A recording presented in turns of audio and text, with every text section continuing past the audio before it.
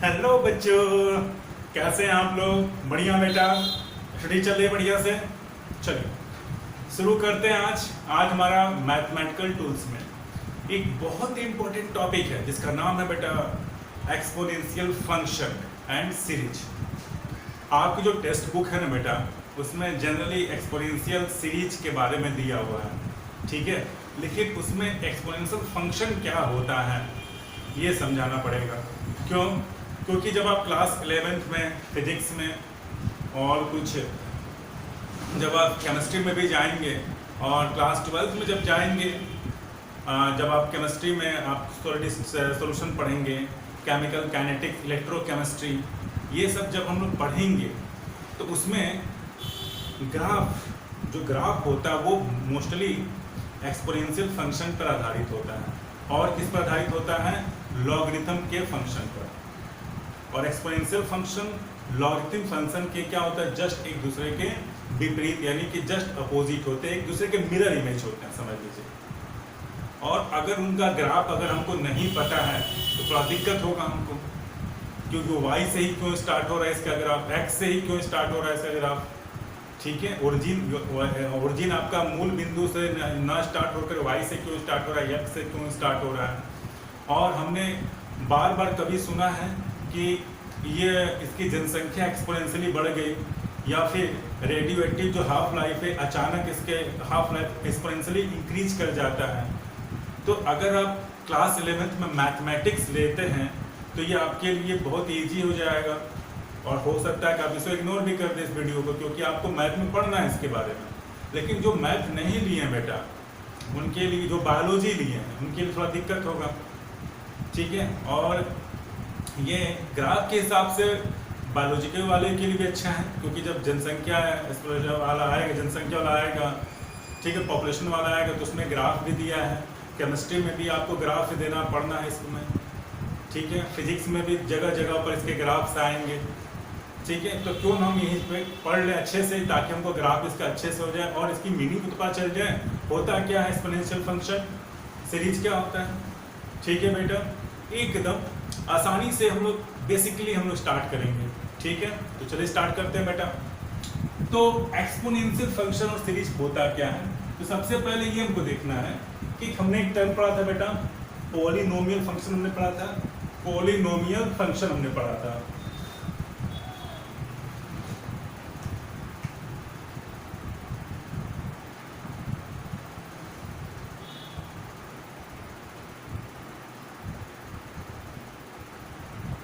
ये पढ़ा था। पॉलिनोमियल फंक्शन ये कहता है कि अगर कोई फंक्शन जिसका बेस जो है, जैसे मान लेते हैं जो बेस है, ये बेस कोई कांस्टेंट, ये क्या वेरिएबल हो, क्या हो? वेरिएबल हो। और जो पावर है, पावर यानी कि जो इंडेक्स है, एक्सपोनेंट है, वो क्या है? कांस्टेंट हो। कांस्टेंट हो और प्लस क्या होना चाहिए? और क्या होना चाहिए? होल नंबर होना चाहिए, होल नंबर में। तो ऐसे एक फंक्शन को हम लोग क्या बोलते हैं? पॉलिनोमियल फंक्शन कहते हैं, जिसका जो बेस होता है, वो क्या होता है बेटा? वेरिएबल है। और जो एक्सपोनेंट होता है वो क्या हो? कांस्टेंट हो, राइट। जैसे एग्जांपल है इसका, यदि y बराबर क्या? x के पावर 3, x के पावर 2, ऐसे इट इज कुछ भी, लेकिन होल नंबर होना चाहिए, 0 से लेकर 1 2 3 ऐसे होना चाहिए। अब एक्सपोनेंशियल फंक्शन क्या कहता है?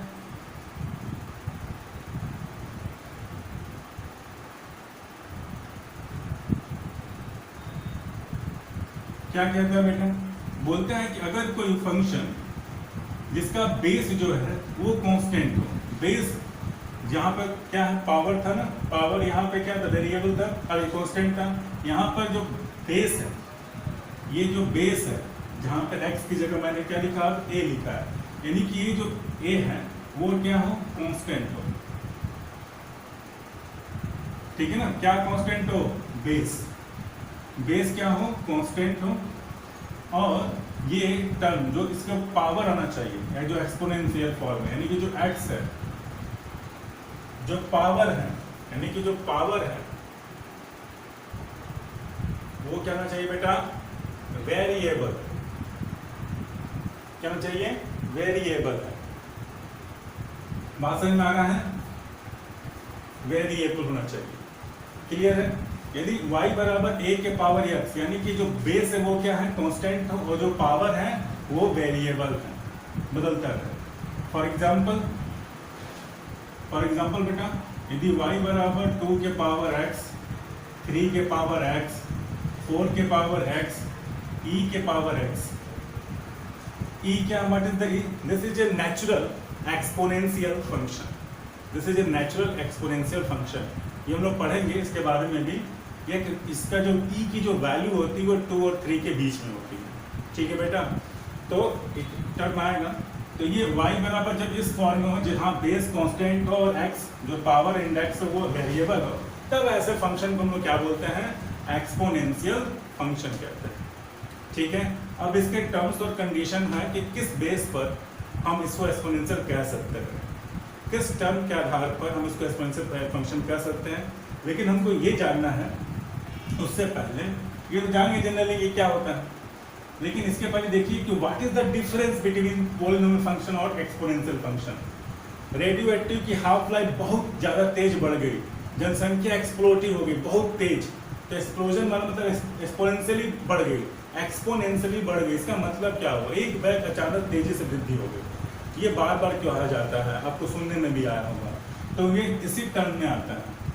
तो क्या डिफरेंस है पॉलिनोमियल फंक्शन और एक्सपोनेंशियल फंक्शन में बाय अनदर वे, वो हम लोग देखेंगे। कोई दूसरी चीज को लेकर के हम और डिफरेंस करेंगे कि इन दोनों में क्या है, ये समझ में आया क्या डिफरेंस है। ठीक है। अब एक और डिफरेंस देख लेते हैं कि हम एक्सपोनेंशियली इसको और क्यों करते हैं। ठीक है, स्क्रीनशॉट ले लो, फिर इसको बताते हैं।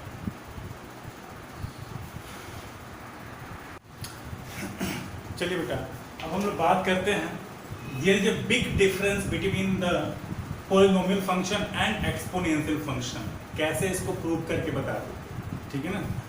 इसको हम लोग बता देते हैं कैसे। अगर मान लेते हैं पॉलिनोमियल फंक्शन, हमको पता है कि अगर x के पावर कोई वेरिएबल है, अगर कांस्टेंट हो, और y के ऊपर y बराबर a के पावर x वेरिएबल हो, यहाँ पर x और x दिखाई दे रहा है, x। अब यहाँ पर जो भी कांस्टेंट है, कांस्टेंट a और a कांस्टेंट है, उस कांस्टेंट की वैल्यू सपोज दैट 2 मान लेते हैं। ठीक है ना, सपोज दैट 2 मान, तो जहां भी a लिखा है वहां पर हम लोग 2 मान लिए। यहाँ पर x की जगह a लिखा है तो 2 मान लिया है, और यहाँ पर a की जगह मैंने 2 मान लिया। ठीक है। अब x की वैल्यू हम लोग चेंज करते हैं, दोनों में हम लोग x की वैल्यू चेंज करिए। यदि x बराबर 0, x बराबर 0 और तो y बराबर क्या होगा, तो फार्मूले में वैल्यू पुट कीजिए। यदि x बराबर 0 तो 0 पे स्क्वायर करेंगे तो क्या होगा, 0 ही होगा। यदि x बराबर 1 और 1 पर होल स्क्वायर करेंगे तो कितना हो जाएगा, 1 ही आएगा। यदि x बराबर 0 तो y भी 0, यदि x बराबर 1 तो y बराबर भी 1। ये ग्राफ दिखाई दे रहा है टेबल। यदि x बराबर 2, ठीक है, तो y बराबर क्या होगा, 2 के पावर 4, यू नो दैट। तो जब ऐसे करते जाएंगे तो हमें क्या मिल रहा है, यदि x बराबर 10 रखते हैं तो y की मैक्सिमम वैल्यू कितनी आती है, 100। ठीक है। लेकिन जरा सोचिए, और यहाँ पे एक मैट्रिक मान रहा हूँ 4, ठीक है, 4 पर आफ्टर 4 यहाँ पे देखिए। अब एक्सपोनेंशियल फंक्शन में शुरू में देखिए, यदि x बराबर 0 मान लेते हैं तो 2 के पावर 0, यानी कि किसी भी संख्या के ऊपर नंबर अगर पावर 0 तो वैल्यू क्या आती है, 1 आती है। तो 2 के पावर 0 तो 1। यही बहुत इंपॉर्टेंट है ग्राफ के लिए। ग्राफ के लिए क्या इंपॉर्टेंट है कि पॉलिनोमियल में देखा तो यदि x बराबर 0 तो y की वैल्यू क्या आ रही है, 0 आ रही है। लेकिन यहाँ पर जब हम देखते हैं एक्सपोनेंशियल फंक्शन में, यदि x बराबर 0 रखते हैं वैल्यू, तो y की वैल्यू क्या निकल कर आती है, 1। यानी कि ओरिजिन जो ग्राफ जब स्टार्ट करेंगे तो जब x बराबर 0 लिखेंगे तो y कहाँ से स्टार्ट करेंगे, 1 पॉइंट से, 1 से स्टार्ट होगा। ठीक है बेटा, हम लोग ग्राफ जब पढ़ेंगे तब क्लियर कर देंगे। ठीक है ना, अभी तो बस हम वैल्यू देख रहे हैं। यदि x बराबर 1, तो यहाँ पर वैल्यू 1 रखेंगे तो 2 के पावर 1 तो 2 ही आएगा। x बराबर 2, यदि x बराबर 2 रखते हैं तो 2 के पावर 4, x बराबर 3 तो 8, x बराबर 4 तो 16। यहाँ पे देखिए x बराबर 4 भी 16 आ रहा है, यहाँ पर भी x बराबर 4 के पावर 16 आ रहा है, लेकिन आफ्टर 4 यानी कि x वैल्यू 4 के बाद दोनों में x के बाद देखिए यहाँ ऊपर तक तो बिल्कुल कॉमन है, जितना x बढ़ रहा उतना अबाउट जितना पॉलिनोमियल फंक्शन बढ़ रहा उतना एक्सपोनेंशियल फंक्शन बढ़ रहा है। लेकिन 4 के बाद देखिए क्या हो रहा है, यदि x बराबर 5 है तो इधर 25 है, तो यहाँ पर 5 रखने पर पावर कितना रहा 32, यहाँ पर 6 रख रहे हैं तो 36 आ रहा है, लेकिन यहाँ पे क्या रख रहे हैं तो क्या आ रहा है 64, 7 रख रहे हैं तो 49, यहाँ आ रहा है 128, यहाँ पर अगर 8 है तो 64, उधर कितना है 256। सोच लीजिए यदि हम 64 रख रहे हैं x बराबर 8, तो यहाँ पर x बराबर 8 रखने सीधे कितना आ रहा है, कितना एक्सपोनेंट कर दिया 256। और देखिए अगर 9 यहाँ पर रहते तो 89, 81, तो वहाँ पर रखना था सीधे 512 आ रहा है। और सपोज मैं यहाँ पर अगर ये x बराबर 10 रख रहे हैं तो कितना आ रहा है मैक्सिमम वैल्यू 100, यहाँ पे कितना आ रहा है 1024, यानी कि 1024 वैल्यू आ रही है। तो सोचिए पॉलिनोमियल फंक्शन और x बस सिंपल देखिए, यदि x बराबर हम इधर पॉलिनोमियल 100 रख रहा है तो इधर कितना रहा है, यदि x बराबर हम लोग 10 रख रहे हैं तो y की वैल्यू कितनी आ रही है 100, और यहाँ पर यदि x बराबर 10 रख रहे हैं तो y की वैल्यू सीधे कितनी आ रही है 124। सोच लीजिए कितनी बड़ी राशि है, कितनी बड़ी क्वांटिटी है, सेम वैल्यू। ठीक है, तो एक्सपोनेंशियली बहुत तेज बढ़ा है कि नहीं, पॉलिनोमियल फंक्शन में रख रहे हैं तो 100 आ रहा है, लेकिन वही एक्सपोनेंशियल फंक्शन में रख रहे हैं तो 1000 करीब आ जा रहा है। तो कितना एक्सपोनेंट कर लिया, कितना एक बैग बढ़ गया, बात समझ में आ रहा है। तो ठीक इसी तरह यही है कि हम क्यों इसको कहते हैं एक्सपोनेंशियली, क्योंकि एक्सपोनेंशियली बहुत तेजी से एक बैग की तेजी से ग्राफ बढ़ता है। ठीक है, तो जहां पर अगर हम 10 बराबर 100 आएगा तो वहीं पर x की वैल्यू रखने पर 1000 आ रहा है, खुद सोचिए कितनी बड़ी जाता है क्वांटिटी। ठीक है, अब हम लोग बात करेंगे इसके बाद, इसको स्क्रीनशॉट ले लीजिए, बस ऐसे समझने के लिए मैंने दे दिया कि कैसे आप डिफरेंस करोगे एक्सपोनेंशियल और पॉलिनोमियल फंक्शन का। ठीक है, इसको क्लियर कर लो। और उसके बाद ध्यान से देखिए, इसके बाद हम लोग पढ़ेंगे एक्सपोनेंशियल फंक्शन का कंडीशन क्या होता है, कैसे किस कंडीशन पर एक्सपोनेंशियल फंक्शन फॉलो करता है और किस कंडीशन पर एक्सपोनेंशियल फंक्शन फॉलो नहीं करता है, और उसके बाद इसका ग्राफ हम लोग देखेंगे, क्लियर करेंगे कॉन्सेप्ट। ठीक है, चलो स्क्रीनशॉट ले लो समझने के लिए बेटा।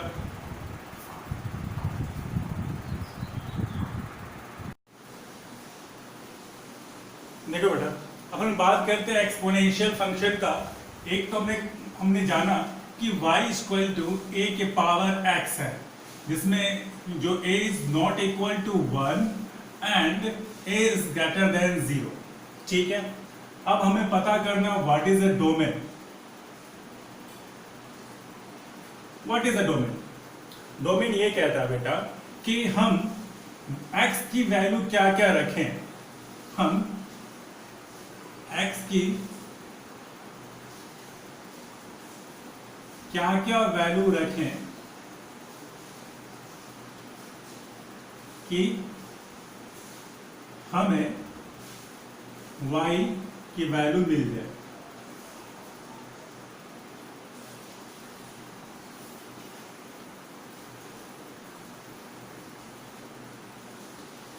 ठीक है, हम x की क्या क्या वैल्यू रखें कि हमें y की वैल्यू मिल जाए।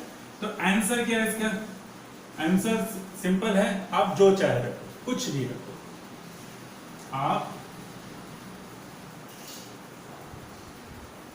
जो चाहे रखो।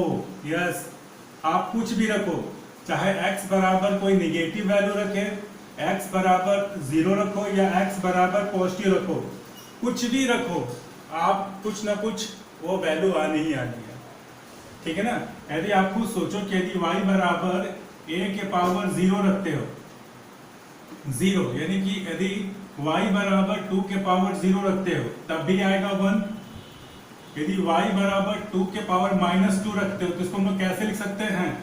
यदि y बराबर कर सकते हो 1 के पावर 2 के पावर 2 यानी कि 1/4, कुछ ना कुछ वैल्यू आएगी। यदि y बराबर 2 के पावर कोई पॉजिटिव इंटीजर रखते हैं, कोई पॉजिटिव नंबर रखते हैं तो क्या होता है 4 आएगा। यानी कि आप चाहे 0 रखो, चाहे निगेटिव रखो, चाहे पॉजिटिव रखो, हर केस में आपकी कुछ ना कुछ वैल्यू आएगी x की, y की। तो यहां पर डोमेन जो रेंज होगा, जो डोमेन होगा वो किसके बराबर होगा? कहां से कहां तक, x की क्या क्या वैल्यू रखें, तो x की वैल्यू आप चाहे निगेटिव रखो -2 या निगेटिव रखो, चाहे 0 रखो, चाहे पॉजिटिव रखो, कुछ भी रखो, यानी कि x की वैल्यू चाहे आप निगेटिव से लेकर से आप इनफाइनाइट तक भी रख सकते हो। बात समझ में आ रहा है? ये आपका क्या हो जाएगा, डोमेन रेंज हो जाएगा। क्लियर है? स्क्रीनशॉट ले लो। हो गया? चलो अब हम बात करते हैं, डोमेन समझ में आ गया, अब रेंज हम बात करते हैं। What is the range?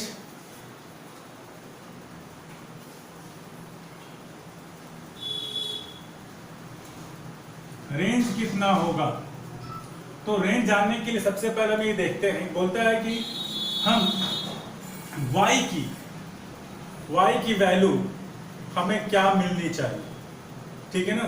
y की वैल्यू यानी कि हम बेस आपको दिखाई दे रहा है, बेस आपको दिखाई दे रहा है, उस बेस में देखो हमको दो चीज दिखाई दे रहा है, बेटा ध्यान से देखना।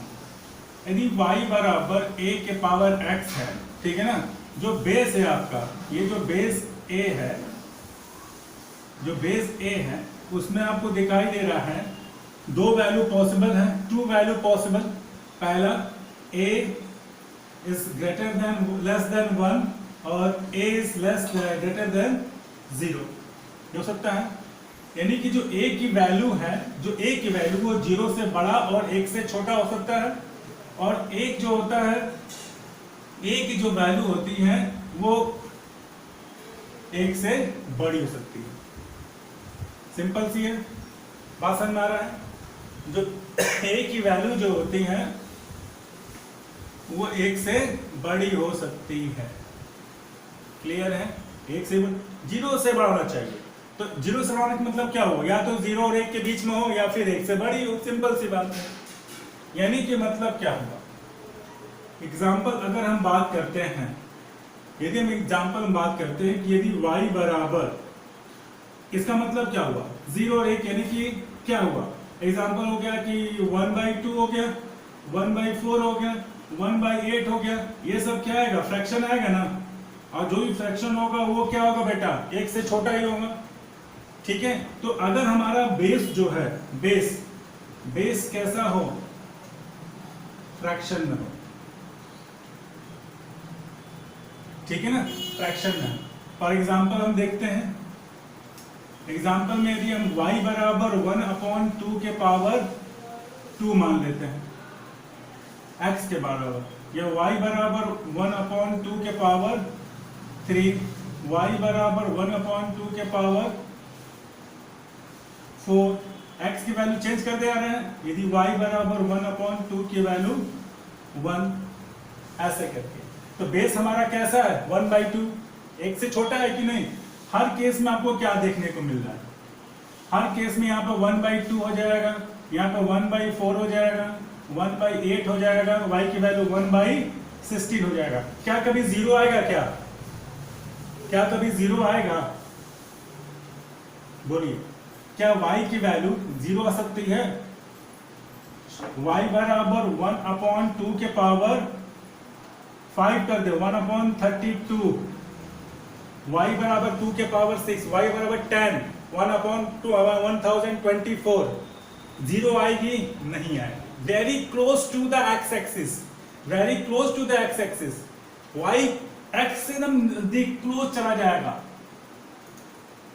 ऐसे भी ग्राफ मत देखो, थोड़ा बहुत ही क्लोज चला जाएगा, लेकिन कभी भी y की वैल्यू 0 नहीं आ सकती है।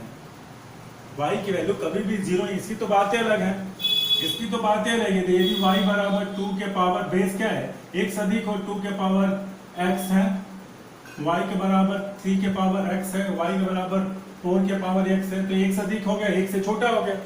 तो इस केस में अगर हम फ्रैक्शन में भी कर रहे हैं तो y की वैल्यू कभी भी 0 नहीं आएगी, हमेशा पॉजिटिव ही आएगी। दिखाई दे रहा है, 1/32, ये सब 0 हो सकता है क्या, नहीं, 0 नहीं आएगी। तो रेंज हमारा क्या हो जाएगा, रेंज हमारा क्या हो जाएगा, 0 to infinite, 0 to infinite। y की जो वैल्यू होती है वो 0 to infinite। लॉगरिथम में ठीक इसका उल्टा हो जाएगा, लॉगरिथम में ठीक इसका उल्टा, क्योंकि दूसरे के मिरर इमेज होते हैं, इनवर्स फंक्शन होता है।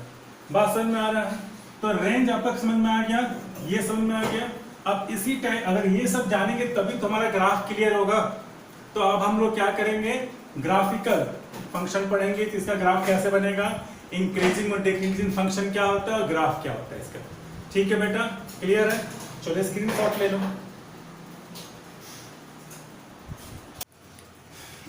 चलिए बेटा, अब हम लोग देखते हैं कि एक्सपोनेंशियल फंक्शन जो होता है वो दो तरीके से इंक्रीज और डिक्रीज हो सकता है। पहला है कि एक्सपोनेंशियल फंक्शन कब इंक्रीज फंक्शन कहलाएगा और कब एक्सपोनेंशियल फंक्शन डिक्रीज फंक्शन कहलाएगा।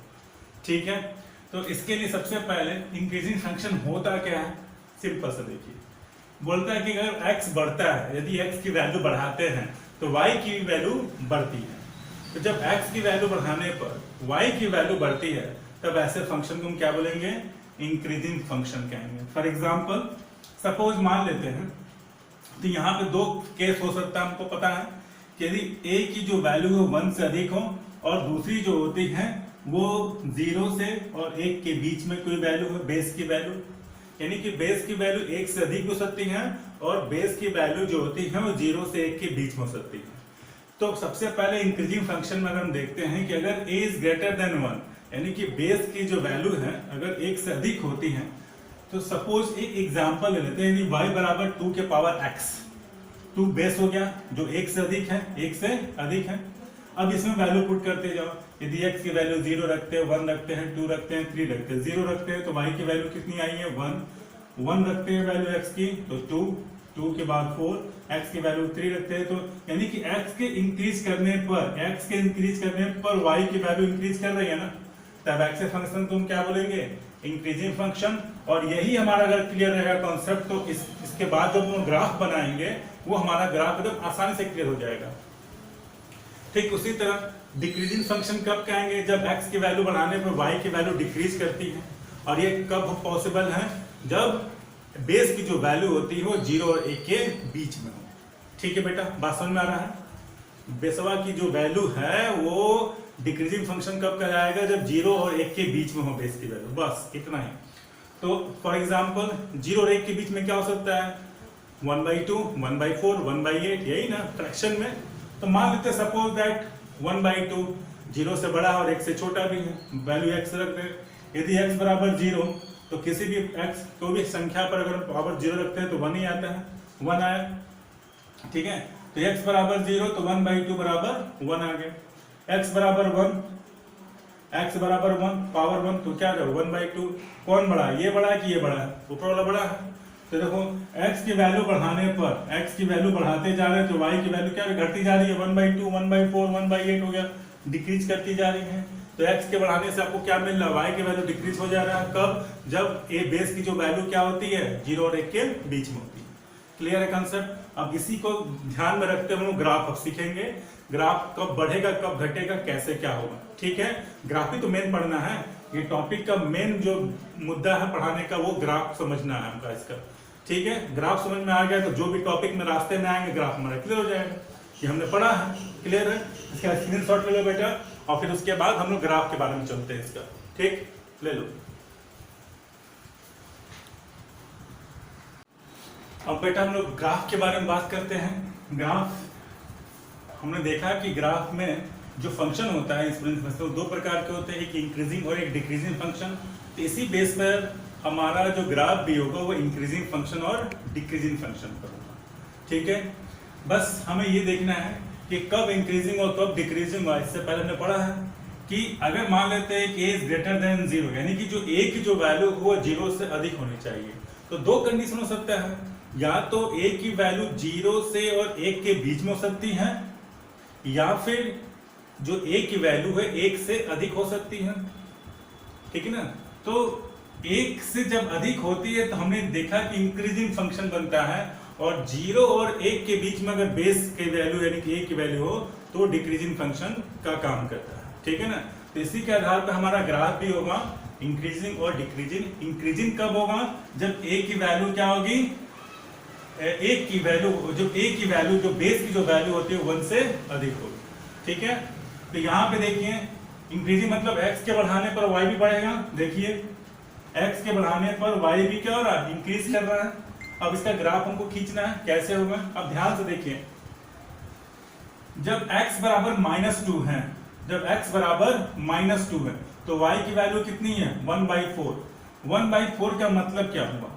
यानी कि यहां पर ये 1 है, 1 है, और इसका मान लीजिए चौथा हिस्सा मान लेते हैं यहाँ पे, सपोज दैट ये 1/4, ये 1/2 हो जाएगा, मान सपोज 1/2, ये 1/4 हो गया। तो यहाँ पर y की वैल्यू ये दिखाई दे रहा है ना, y की वैल्यू यहाँ ये 1/4, y की वैल्यू कितनी है? 1/4, दिस इज ए 1/4। उस समय x की वैल्यू कितनी है? -2, यानी कि यहाँ पर, ठीक है। और कुछ समय बाद -1, यानी कि जब x की वैल्यू -1 होती है तब उसका y की वैल्यू कितनी आती है? 1/2, यानी कि कहाँ होती है 1/2? ये यहाँ पर, सॉरी ये थोड़ा सा ऊपर, ठीक है, ये ऐसे ये थोड़ा सा नीचे कर रहे हैं, ठीक है। ये देखो, ये x की वैल्यू -2 पर, और उस समय y की वैल्यू कितनी है? 1/4। जब x के बराबर -1 है तो उस समय y की वैल्यू 1/2, तो सपोज दैट 1/2 यहाँ पर है, तो इसमें 1/2 y की वैल्यू और x की वैल्यू कितनी है? -1। क्लियर है? ये 2 पॉइंट हमें मिल गई, एक पॉइंट ये और एक पॉइंट ये। और जब x की वैल्यू 0 है तो y की वैल्यू कितनी है? 1, ये 2 है। जब x की वैल्यू 0 है, यानी कि जब x की वैल्यू 0 है, यही मेन फंडा है एक्सपोनेंशियल फंक्शन में, यही मेन फंडा है कि जब x बराबर 0 मानते तो उस समय y की वैल्यू कितनी आती है? 1। यानी कि जब ग्राफ स्टार्ट होगा तो हमेशा अगर ओरिजिन से ना होकर, कि ओरिजिन है ना, ओरिजिन से ना होकर बल्कि ग्राफ कहां से स्टार्ट होगा? 1 से स्टार्ट होगा। This is a basic point of that graph, exponential graph. तो यहां पर जब x बराबर 0, यानी कि जब x बराबर 0 है तो y की वैल्यू कितनी है? ये 1, ठीक है, क्लियर है। उसके बाद यदि x बराबर 1 है तो y की वैल्यू कितनी है? 2, y की वैल्यू 2, यानी कि 1 पर, यानी कि x बराबर +1 पे जा रहे हैं, x बराबर +1 पर y की वैल्यू कितनी है? 2। देख लो, ये 2 हो गई y की वैल्यू और ये 1 हो गई। आप इसका चाहोगे तो इसका पॉइंट भी दे सकते हो, कोऑर्डिनेशन पॉइंट भी दे सकते हो। जैसे यहाँ पर क्या हो जाएगा? x बराबर क्या? -2, y की वैल्यू कितनी है? 1/4। यहाँ पर -1 x की वैल्यू और x की वैल्यू, y की वैल्यू कितनी है? 1/2 है। यहाँ पर x बराबर 0 है, x बराबर 0 और y की वैल्यू 1। यहाँ पर 1, 2, और जब x बराबर 2 है तो y की वैल्यू कितनी है? 4। x बराबर 2 पर y की वैल्यू कितनी है बेटा? 4 पे। और जब x बराबर 3 है तो y की वैल्यू सीधे कहां पर है? 8 पर है। ये 3, 8 यहाँ पर, ठीक है ना। ये कौन सा पॉइंट है? इसको मिटा दें 1 सेकंड के लिए, फिर हम देखेंगे। y बराबर यहाँ पर लिख देते हैं, y बराबर क्या लिख देते हैं? 1/2 के पावर x। तो ये ठीक है, ये कोऑर्डिनेशन कौन सा है? 3, 8। ये में पॉइंट मिला, एक पॉइंट ये -2 पर y की वैल्यू 1/4, -1 पर 1/2 y की वैल्यू, और x पर बराबर 0 पर हुई है। अब सारे पॉइंट को मिला है, सारे पॉइंट को मिला है तो देखो x के बढ़ाने पर बढ़ रहा है ना,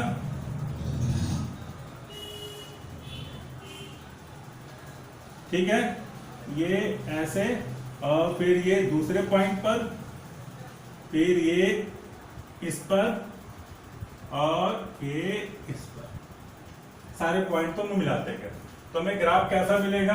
ऐसे, ठीक है ना, ऐसे मिल रहा है, ठीक है, ऐसे बनाएंगे। हमारा थोड़ा सा बनाने में इस तरह से हो गया, लेकिन ये ऐसे, इस तरह से क्लियर है? बात समझ में आ रहा है? कोई दिक्कत? ठीक है। तो यानी कि यहाँ पर x और y की वैल्यू अगर आपके दिया, अगर मान लेते 2 की जगह 3 लिखा रहता, 2 की जगह 3 लिखा रहता, तब क्या करता? अच्छा, ये समझ में आया कि नहीं? अच्छे से नहीं समझ में आया तो फिर से कमेंट बॉक्स में जाइएगा, लिख दीजिएगा सर हम यहाँ पर कोई प्रॉब्लम है। बस आपको देखिए कहाँ से कहाँ मैचिंग करना है, क्लियर है। और सपोज दैट ये इंक्रीजिंग फंक्शन के बारे में बात कर रहा है, यहाँ पे 2 की जगह 3 रहता है, 2 की जगह 3। अच्छा, पहले इसका स्क्रीनशॉट ले लो, पहले स्क्रीनशॉट ले लो, तब इसको मिटाते हैं। हो गया, चलो हो गया ना, चलो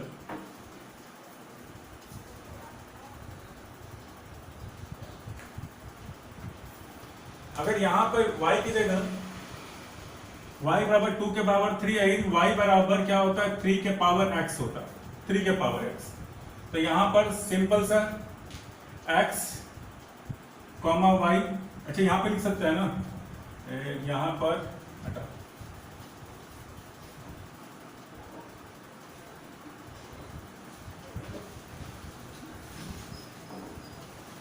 x हमारा -2 है, ये -2 है, तो यहाँ पे क्या लिखते हैं बता, 3 के पावर -2 लिखते हैं, तो यहाँ पे क्या हो जाएगा 1/3 के पावर 2 यानी कि 1/9 हो जाता। यहाँ पर 3 के पावर -1 यानी कि 1/3 यानी कि 1/3 हो जाता। 0 है तो यहाँ पर क्या वैल्यू हो जाता 1 हो जाता। इस पर अगर 3 है और इस पर 9 हो जाता और इस पर कितना हो जाता 27 हो जाता ना, 27 हो जाता। अब जरा देखो ध्यान से, 1/9 से बड़ा 1/3, 1/3 से बड़ा 1, 1 से बड़ा 3, इंक्रीजिंग फंक्शन हो गया। तो यहाँ पर 2 का था और यहाँ पर x था, तो बताइए ये आपका -2 -1 0 1 2 और ये 3, ये किसके लिए था, y बराबर 2 के पावर x था, ठीक है। अब y बराबर -2 और ये -1, ये आपका 1 2 3 4 5 ये 6 सपोज दैट हमने रहता है, हमको बस यहाँ पे समझना है। अगर यहाँ पर देखिए इसके लिए अगर x बराबर 2 रखे थे या 2 के बराबर x रखे थे, तो यदि y बराबर 2 के पावर x था, तो अगर -2 था तो क्या था 1/4 था, -1 था तो 1/2 था, और -2 के लिए था फिर -1 के लिए था। आप बताओ कौन बड़ा है, 1/4 बड़ा है कि 1/9 बड़ा है, दोनों में से कौन बड़ा है, 1/4 बड़ा है। तो ग्राफ हमारा क्या होगा, अगर हम बात करें इसी में देख लेते हैं, अगर इसी में बात करते हैं तो ये आपका 1/2 हो गया, ये 1/4 हो गया, ठीक है। तो ग्राफ हमारा कहां से स्टार्ट होगा, -2 पे कहां था, ये यहां पे था, ये यहां पे था -1 -2, यहां पे क्या था, ये ऐसे था और ये सीधे ऐसे गया था जहां भी है 8 तक। लेकिन अगर 3 के पावर x था तो क्या करते थे, यदि y बराबर -2 है तो 1/9 है ना, 1/9 का मतलब क्या हुआ, यानी कि यहां से एकदम very close to the x axis, यहां पर 1/9 है, 1/9 यानी कि y बराबर x बराबर -2 करने पर फॉर दिस केस उस समय ग्राफ कहां से स्टार्ट होगा, -2 के लिए यहां से स्टार्ट होगा, और -1 बराबर 1/3, तो 1/3 यानी कि यहां से ये मान लो 1/3 है, तो एक यहां पे हो जाएगा -1 पर और इस तरह से। तो देखो ये ऐसे दिखाई दिया, यानी कि जैसे जैसे हम 3 की जगह 4 बढ़ाते जाएंगे, 4 की जगह 5 बढ़ाते जाएंगे, वैसे वैसे ये ग्राफ और नीचे होता जाएगा ऐसे, ठीक है। बात समझ में आ रहा है, क्लियर है, बात समझ में आया। अब वही चीज है कि अगर हम दोनों ग्राफ का एक साथ लेते हैं तो अगर यहाँ पे देखिए ये दोनों ग्राफ तो यहाँ पर 0 और 1 पर दोनों साथ साथ मिलेंगे, लेकिन अगर यहाँ पे देखिए पहले केस में यदि y बराबर 1 था, यदि y बराबर 2 के पावर 1 रखे थे तो 2 आएगा, और y बराबर यहाँ पे 3 रखेंगे तो 3 आएगा। तो ग्राफ उसी के हिसाब से हमारा बनेगा। तो पहले केस में ये 1 था तो दूसरे केस में हमारा क्या हो जाएगा, ये हो जाएगा 3, y बराबर 3 के लिए ये हो जाएगा, y बराबर 2 के लिए अगर इसके लिए इससे पहले अगर 4 था, ये 4 था, ये y बराबर 4 था, तो उस केस में 9 हो जाएगा, 3 के केस में, 3 केस में क्या हो जाएगा 9 हो जाएगा, तो सीधे ये ऐसे हो जाएगा फॉर 3 केस के लिए। तो बात समझ में आ रहा है। तो ये अगर मान लेते हैं y बराबर 2 के पावर x के लिए था, तो ये बराबर कितना है, y बराबर 3 के पावर x के लिए, 3 के पावर x के लिए, सिंपल सा, ठीक है ना। आगे और आगे इंक्रीज करता जाएगा ये फंक्शन। ठीक है, ऐसे क्लियर है। ये किसके लिए है? 3x के लिए, और ये क्या है? y बराबर 2x के लिए, सॉरी ये 3x के लिए और ये 2x के लिए। बात समझ में आया? क्लियर है? नहीं समझ में आया तो फिर से कमेंट बॉक्स में लिखना कौन से किस जगह पे प्रॉब्लम आता है। तो सर डिक्रीजिंग फंक्शन के बारे में पढ़ते हैं, ठीक है। डिक्रीजिंग फंक्शन, डिक्रीजिंग ग्राफ देख लेते हैं बेटा इसके बारे में। डिक्रीजिंग ग्राफ कब होता है? जब एक बेस की वैल्यू 0 और 1 के बीच में होती है। सपोज दैट y बराबर 1/2, y बराबर 1/2 ले लिए तो अगर 0 लेते हैं तो वैल्यू 1, x की वैल्यू 1 लेते हैं तो 1/2 के 1/2, 2 की वैल्यू 1/4। ये डिक्रीज कर रहा है कि नहीं? x इंक्रीज करने से y क्या कर रहा है? डिक्रीज कर रहा है। अब सपोज दैट यदि x बराबर 0 है, यहाँ पर क्या है? 0 कॉमा, ठीक है ना, ये 0 है, ये 0,0 ऑरिजिन पर, यहाँ पे क्या है? 0,1। पॉइंट 1 पे क्या है? यदि 1 की वैल्यू x बराबर 1 है तो y की वैल्यू कितनी है? 1/2। सपोज दैट इसकी आधी है, क्या है? 1/2। तो इस समय y की वैल्यू 1/2 है। इस कंडीशन पे क्या लिखेंगे? 1,1/2, ठीक है, 1/2। अब जा देखो 2 पर y की वैल्यू 1/4। सपोज दैट ये 1/4 हो गया, 2 पर ये हो गया बेटा, ये क्या हो जाएगा? 2,1/4। अब उसके बाद अगर हम 3 करते हैं तो क्या होता है? फिर 1/8, तो इसकी भी आधी, ये मान लो 1/4 हो गया, तो ये 1/8 हो गया, और ये यहाँ पर क्या हो जाएगा? 3,1/8। चौथा क्या हो जाएगा?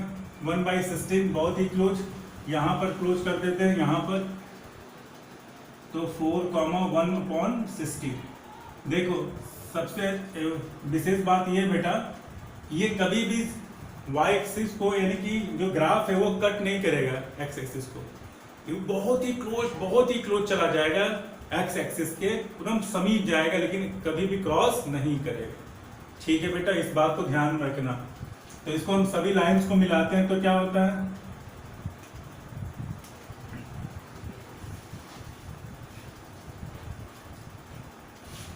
ठीक है ना, ये डिक्रीजिंग फंक्शन का आपका ग्राफ हो गया। बोलो कोई दिक्कत, कोई प्रॉब्लम बेटा? ठीक है, समझ में आया? अब अगले टॉपिक में हमारा रहेगा कि किस प्रकार से exponential function is the inverse of the log function. क्या कहता है? जैसे मान लेते हैं कोई नंबर है 25, इसको हम दो फॉर्म में एक्सप्रेस कर सकते हैं, 5 के पावर 2 यानी कि दिस इज एक्सपोनेंट फॉर्म, और इसी को हम लोग लॉग के फॉर्म में एक्सप्रेस कर सकते हैं। तो लॉग के फॉर्म क्या कहेंगे इसको? लॉग के फॉर्म में log 5/25/2। मतलब क्या हुआ कि बेस 5 है, ये बेस है, दिस इज ए बेस, और ये पावर एक्सपोनेंट 2 है। बेस अगर 5 है तो 5 पर हम ऐसा कौन सा पावर राइज कर दें, इंक्रीज कर दें, चढ़ा दें कि हमें नंबर क्या मिल जाए? 25 मिल जाए। ठीक है ना? तो दोनों में से दोनों एक्सप्रेशन हमको एक्सप्रेस कर सकते हैं। किसी भी नंबर को एक्सप्रेस करने के लिए दो तरीके हैं, चाहे एक्सपोनेंशियल फॉर्म चाहे लॉग फॉर्म। ठीक है, तो अगली क्लास में हमारा लॉग और लॉग फंक्शन हमारा क्लियर करेंगे, जो ठीक इसके विपरीत होता है। यानी कि जब हम लॉग पढ़ाएंगे तो ये आपके दिमाग में रहना चाहिए, तभी हमको लॉग क्लियर होगा, उसका ग्राफ हमारा क्लियर होगा। ठीक है ना, क्योंकि जो लॉग का जो ग्राफ होगा वो एक्सपोनेंट के ठीक मिरर इमेज होता है। अगर मान लेते हैं कि ये इस तरह से होगा एक्सपोनेंट वाला, यदि y बराबर 2 के पावर x है तो log वाला ठीक इसके विपरीत होगा। सॉरी, log वाला ठीक इसके विपरीत होगा, ऐसे ये log वाला है। ठीक है, log x जो गिवन है, तो ये आप जानेंगे तभी तो ये क्लियर होगा कंसेप्ट। ठीक है, बात समझ में आया? तो आज के लिए बस इतना ही बेटा। अगली क्लास में log and log function, log graph पढ़ेंगे एक साथ, लॉग फंक्शन, लॉग ग्राफ। ठीक है, इसको फिर से रिवाइज कर लीजिएगा अच्छे से। ठीक है बेटा, बात समझ में आया? कोई प्रॉब्लम? ठीक है, अगर कोई प्रॉब्लम होगा तो कमेंट बॉक्स में लिख देना, प्लीज प्लीज प्लीज। ठीक है बेटा, बाय बाय।